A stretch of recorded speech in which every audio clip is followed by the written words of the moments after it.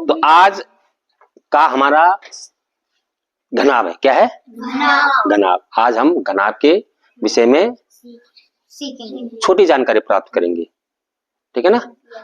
क्षेत्रफल और आयतन दूसरे दिन सीखेंगे। पहले एक घनाभ क्या चीज है इसको देखेंगे हम, घनाभ क्या है, ठीक है ना? घनाभ एक तो 3D आकृति है। कौन सी आकृति है? 3D आकृति है। आयत कौन सा आकृति है? 2D। शाबाश, बहुत बढ़िया। आयत कौन सा आकृति है? 2D। अब 3D आकृति उसे कहते हैं जिसमें लंबाई, चौड़ाई और ऊंचाई तीनों होती है। अब ये देखिए आप, ठीक है, इसको बोलते हैं घनाभ। इसको क्या बोलते हैं? घनाभ बोलते हैं। अब देखिए घनाभ में क्या है, देखो अगर हम इसको ऊंचा रखेंगे, इसको ऐसे रखेंगे, इसको ऐसे रखेंगे, तो इसमें क्या है? लंबाई भी है ना, ऊंचाई भी है, चौड़ाई, ठीक है ना? तीनों चीज है इसमें, लंबाई, चौड़ाई, ऊंचाई, ठीक है ना? अब हम इस घनाभ को, ये घनाभ है, घनाभ समझ गए ना? अब इस घनाभ को हम कितने प्रकार के रख सकते हैं? 1 प्रकार, 2, 3, 4, 5 और 6। अब जिस तरह हम जैसे ऐसे रखो तो इसको सतह बोलते हैं। क्या बोलते हैं? सतह। क्या बोलते हैं? सतह बोलते हैं। इसको क्या बोलते हैं? इसको सतह बोलते हैं। इसको सतह बोलते हैं। अब देखो हमने यहां भी रख दिया, इसको ऐसे में रख दिया, ऐसे में रख दिया हमने, फिर ऐसे में भी रख दिया हमने, फिर ऐसे में रख दिया हमने, फिर ऐसे में रख दिया इसको हमने, फिर ऐसे में रख दिया। आप गिन लीजिए, 1, 2,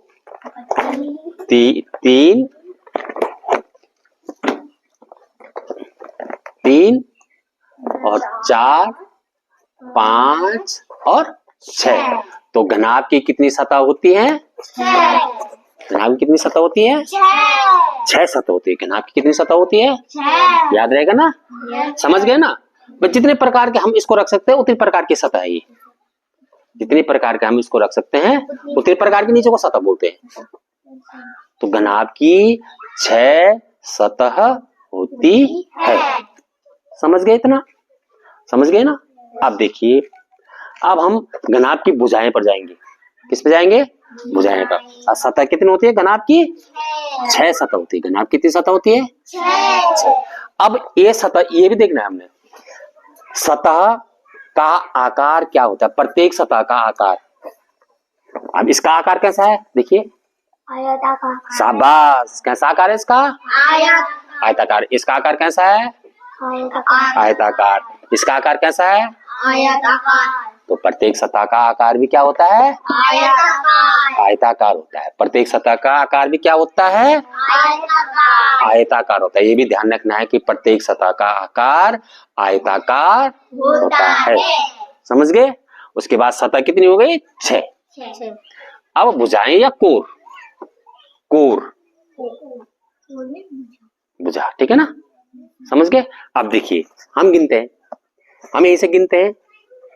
1 भुजा, 2 भुजा, 3 भुजा, 4 भुजा, गिन गए? यहां से 5, फिर 6, फिर यहां चलिए 7, 8, 9, 10, 11, 12। समझ गए? समझ गए ना? कितनी भुजाएं होती, कितने कोर होते हैं घनाभ में? 12 कोर होते हैं घनाभ में। कितने कोर होते हैं? 12 कोर होते हैं घनाभ में। तो घनाभ के कोर कितने हो गए? 12। भुजाएं कितनी हुई? 12। अब इसके 12 भुजाएं होंगी। अब इसकी प्रत्येक भुजा का कोण कितने अंश का होता है? अब देखिए, आप अपना आप लगाइए, अपना आप बताइए कि ये वाला कितने अंश का है? 90। शाबाश, बहुत बढ़िया। कितने अंश का है? 90 अंश का है। ये वाला कितने अंश का है? 90। ये वाला कितने अंश का है? 90। ये वाला कितने अंश का है? 90। ये वाला कितने अंश का है? 90। ये वाला कितने अंश का है? 90। ये वाला कितने अंश का है? 90। ये वाला कितने अंश का है? 90। समझ गए ना? तो प्रत्येक प्रत्येक भुजाओं का प्रत्येक कोण कितने अंश का होता है?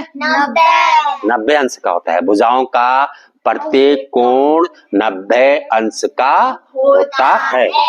अब शीर्ष 8 होते ना, समझ गए? शीर्ष कितने होते हैं? 8। 1 2 3 4, ठीक है ना? ठीक है, उसके बाद 5 6 7 8 शीर्ष होते हैं इसके। तो ये घनाभ के बारे में जानकारी थी। अच्छी तरह समझ गए ना घनाभ का?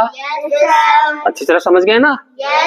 अब मतलब भूलोगे तो नहीं ना? हाँ, भूलना नहीं है, ठीक है ना? तो ये घनाभ हमारा, ठीक है ना? अब दूसरे दिन हम घन के बारे में देखेंगे। किसके बारे में? घन के बारे में सीखेंगे। तो आज घनाभ के बारे में, अब घनाभ का चित्र बनाना है और घनाभ के बारे में आपने अपने आप लिखना है, ठीक है ना? जो जो मैंने समझाया है वो आप घनाभ के बारे में, घनाभ क्या क्या है उसके बारे में आप अपने आप लिखेंगे इसको और चित्र बनाएंगे।